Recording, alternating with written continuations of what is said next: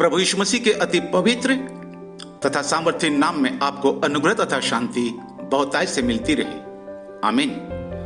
आपको शैमुएल तांडी का प्रेम भरा नमस्कार। मेरे अति प्रिय मित्र, भजन संहिता 16 अध्याय के 11 पद में दाऊद ने कहा, तो मुझे जीवन का रास्ता दिखाएगा, तेरे निकट आनंद की भरपूरी है। हाँ मेरे प्रियो, भजन संहिता 16 अध्याय के 8 पद में लिखा है, मैंने यहोवा को निरंतर अपने सम्मुख रखा है, मैं कभी न डगमगाऊंगा।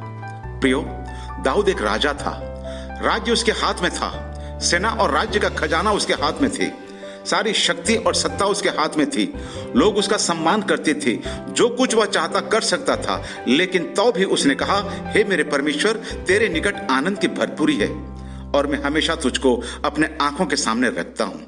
आजकल लोग कहते हैं, अगर हमारे पास पैसा है, अच्छा पद है और अगर हमारे पास जमीन जायदाद है तो हम आनंदित रहेंगे।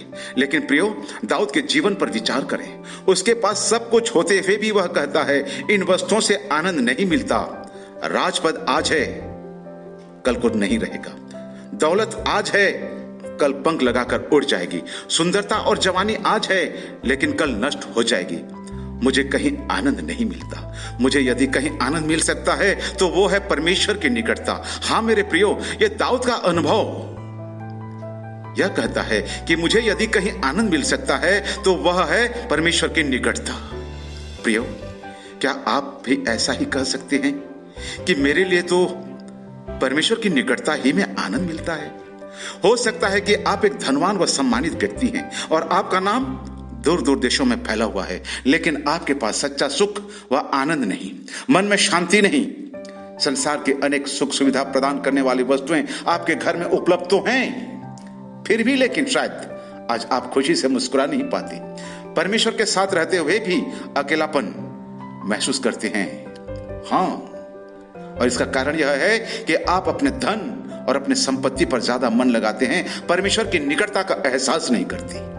तो इन सांसारिक व्यर्थ वस्तुओं पर मन लगाना छोड़ दें और परमेश्वर की वेदी के पास आ जाएं, उस ईश्वर के पास आ जाएं जो अति आनंद का कुंड है।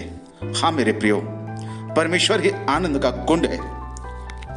यूहन्ना रचित सुसमाचार उसकी 16वें अध्याय के 20 पद और 22 पद में इस प्रकार से लिखा है कि तुम्हें शोक होगा, परंतु तुम्हारा शोक आनंद बन जाएगा और तुम्हारा आनंद कोई भी तुमसे छीन न लेगा। जी हाँ, ये कथन प्रभु यीशु मसीह के हैं। अर्थात प्रभु यीशु मसीह ने कहा कि तुम्हारा शोक आनंद बदल जाएगा और तुम्हारा आनंद तुमसे कोई भी कभी छीन न लेगा।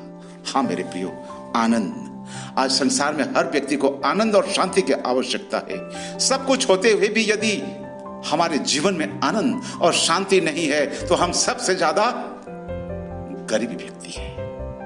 प्रभु यीशु मसीह के जन्म की घोषणा जब हुई तो लूका रचित सुसमाचार के पहले अध्याय के 26वें पद में और उसके आगे कुछ इस प्रकार से लिखा है कि 6वें महीने में परमेश्वर की ओर से जिब्राइल स्वर्गदूत गलील के नासरत नगर में एक कुंवारी के पास भेजा गया, जिसकी मंगनी यूसुफ नाम दाऊद के घराने के एक पुरुष से हुई थी।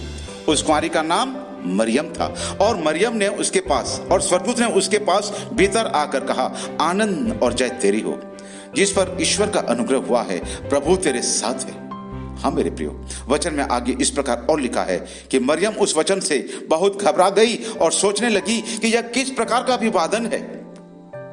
स्वर्गदूत ने उससे कहा, हे मरियम, भयभीत न हो, क्योंकि परमेश्वर का अनुग्रह तुझ पर हुआ है और देख तू गर्भवती होगी और तेरे एक पुत्र उत्पन्न होगा, तो उसका नाम यीशु रखना, क्योंकि वह महान होगा और परम प्रधान का पुत्र कहलाएगा।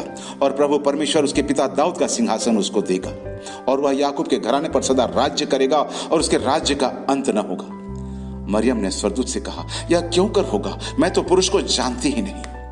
स्वर्गदूत ने उसको उत्तर दिया कि पवित्र आत्मा तुझ पर उतरेगा और परम प्रधान के सामर्थ तुझ पर छाया करेगी, इसलिए वह पवित्र जो उत्पन्न होने वाला है परमेश्वर का पुत्र कहलाएगा। हाँ मेरे प्रियो, स्वर्गदूत का यह अभिवादन, आनंद और जय तेरी हो। आज मेरे पास आपको एक खुशखबरी देने के लिए यह है कि आपके लिए भी आनंद और जय परमेश्वर की ओर से है। क्या आप उस आनंद और उस जय को प्राप्त करना चाहते हैं? तो इसी समय परमेश्वर की उपस्थिति में होकर परमेश्वर के आनंद, उसकी शांति और उसके जय को अपने जीवन में ग्रहण कर ले। इन वचनों के द्वारा प्रभु आपको बहुतायत से आशीष दे। आमीन।